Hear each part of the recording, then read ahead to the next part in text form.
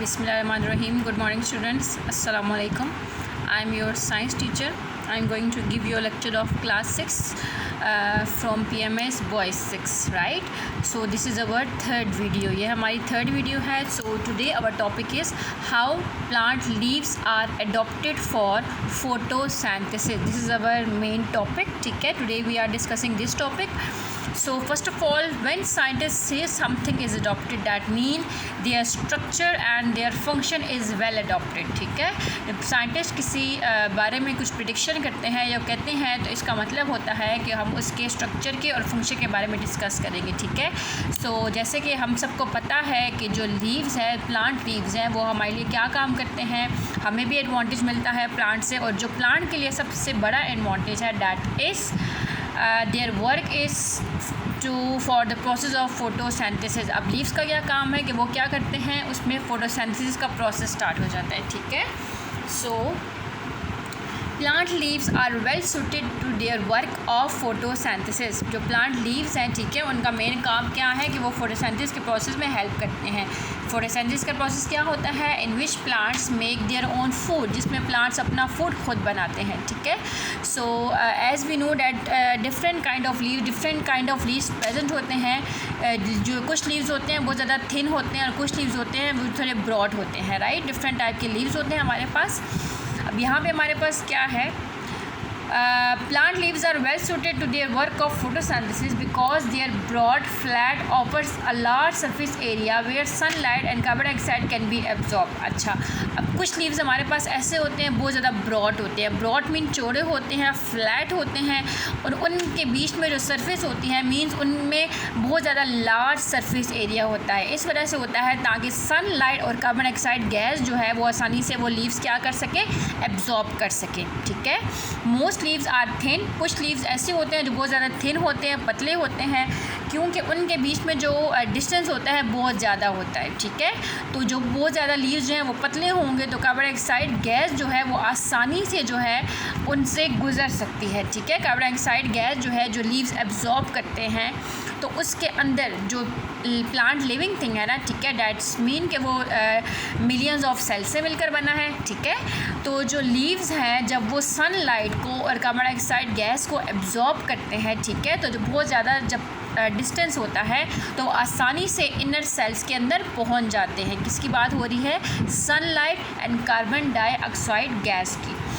The large surface between the cells inside the leaf also make it easy for the carbon dioxide gas to travel to the chloroplast. ठीक है, वही बात कि इनके बीच में जो डिस्टेंस होता है ज़्यादा होता है, वो इसीलिए होता है ताकि जो कार्बन डाइऑक्साइड गैस है वो आसानी से जो है पहुंच सके अंदर सेल्स की तरफ.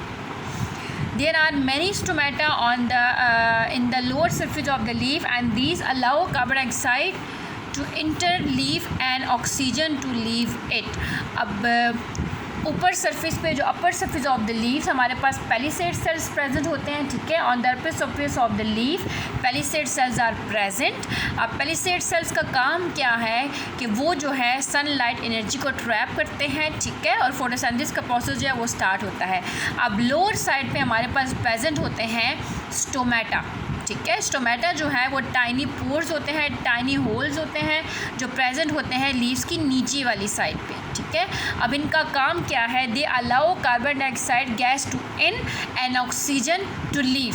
कार्बन डाइऑक्साइड गैस को वो इन करते हैं और ऑक्सीजन को वो क्या करते हैं, आउट करते हैं. राइट, अच्छा, अब जैसे कि आपको यहाँ पे नज़र आ रहा होगा, ठीक है, अब यहाँ पे हमारे पास क्या है, स्टोमेटा बताया हुआ है. अब एक जो होल होता है हम उन्हें कहते हैं स्टोमा. सिंगल होल को हम क्या कहते हैं, स्टोमा, और बहुत ज़्यादा होल जो हमारे पास होते हैं उनको हम क्या कहते हैं, स्टोमेटा. ठीक है, अब यहाँ पे हमारे पास पोर क्लोज है, जैसे कि आपको यहाँ पे नज़र आ रहा होगा. ठीक है, अब यहाँ पे पोर क्या हो गया, क्लोज हो चुका है. अब यहाँ पे हमारे पास पोर क्या है, ओपन है. तो जब ओपन होगा तो कार्बन डाइऑक्साइड गैस आसानी से इन होगी, और जब क्लोज होगा तो ऑक्सीजन गैस वो क्या हो जाएगी, आउट हो जाएगी. तो ये हमारे पास किसका काम है, स्टोमेटा का काम है, स्टोमा का काम है. जैसे हमारी बॉडी में हम सांस लेते हैं, रेस्पिरेटरी ऑर्गन हमारी बॉडी में कौन से, लंग्स हैं. प्लांट्स में क्या होते हैं, स्टोमेटा होते हैं. स्टोमेटा जो है एक्सचेंज ऑफ गैसेस है. ठीक है, इसमें गैसेस एक्सचेंज होती है. कैसे, कार्बन डाइऑक्साइड गैस इन होती है और ऑक्सीजन गैस क्या होती है, आउट होती है. राइट। अब इन दिस डायग्राम हमें यहाँ पे बताया हुआ है ये जो सेल्स हैं, ठीक है, इनमें हमारे पास फोटोसिंथेसिस का प्रोसेस होता है और इन सेल्स को हम क्या कहते हैं, पैलिसेड सेल्स कहते हैं।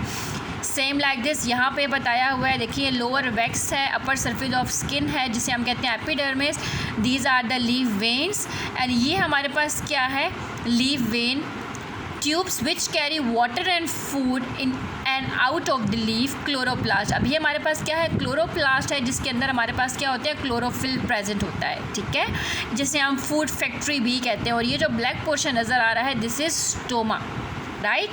अब यहाँ पे आपको जो लीफ नज़र आ रहा है, ठीक है, तो जहाँ से हम लीफ को होल्ड करते हैं, होल्ड मीन जहाँ से हम उसको पकड़ते हैं, तो उसको हम क्या कहेंगे, लीफ स्टाक, लीफ स्टाक।